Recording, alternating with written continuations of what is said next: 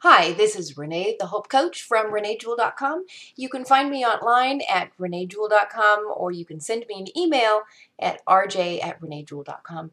Today I'm going to be answering some of your questions about parenting teens. Parenting teens is hard. It just is. I've raised 4 teenagers myself. They've all reached adulthood and with varying levels of trauma along the way.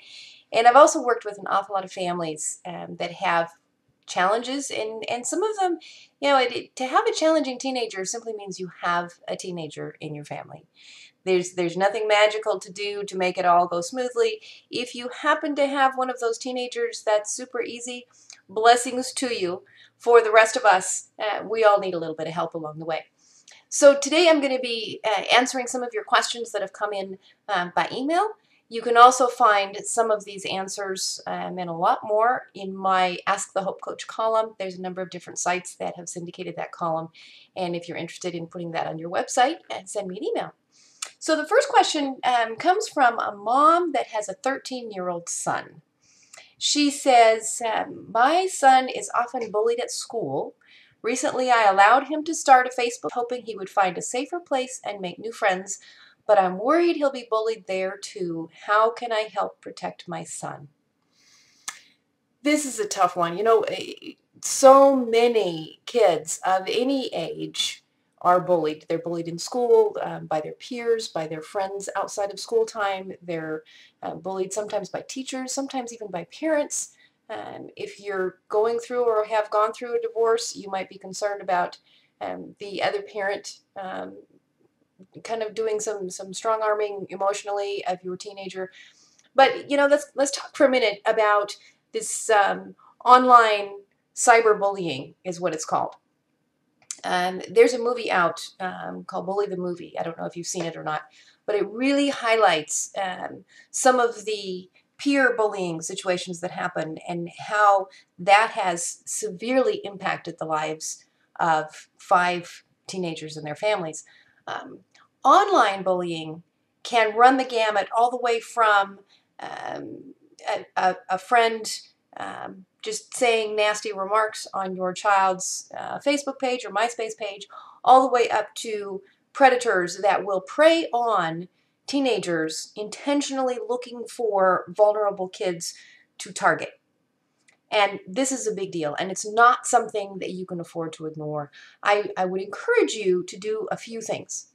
Number one is talk to your teenager. Do not assume that just because they enjoy being online a lot, and we've got a whole generation of kids that enjoy being online, are interacting with each other online, and this is fantastic, but don't assume that they know how to keep themselves safe.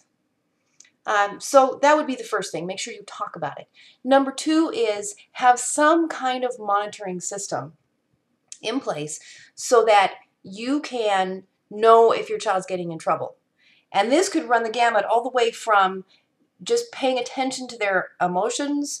If you're noticing a big change in their depression scale or their anger scale, you might wonder and start asking some questions about if they've got an online challenge going on, all the way up to some monitoring software, and I highly recommend that. There's one company called TrueCare that I'm affiliated with. They have a cloud-based system where you can monitor what's going on in your child's online experience without invading their privacy. But there's a number of different options out there. Don't wait until there's a serious issue.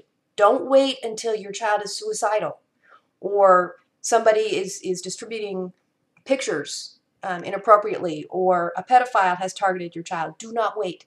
You have got to stay proactive about this, and it can't be just a conversation this week and okay, now that subject is done and we don't have to do that anymore. You've got to stay on top of it.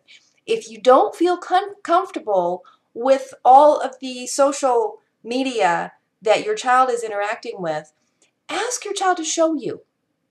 They might make some snide remarks about, my mom's not in the technological age, and that's okay, because your job as a parent involves helping your child be safe and also helping your child learn how to protect themselves, and you can't do that by keeping your head in the sand about social media.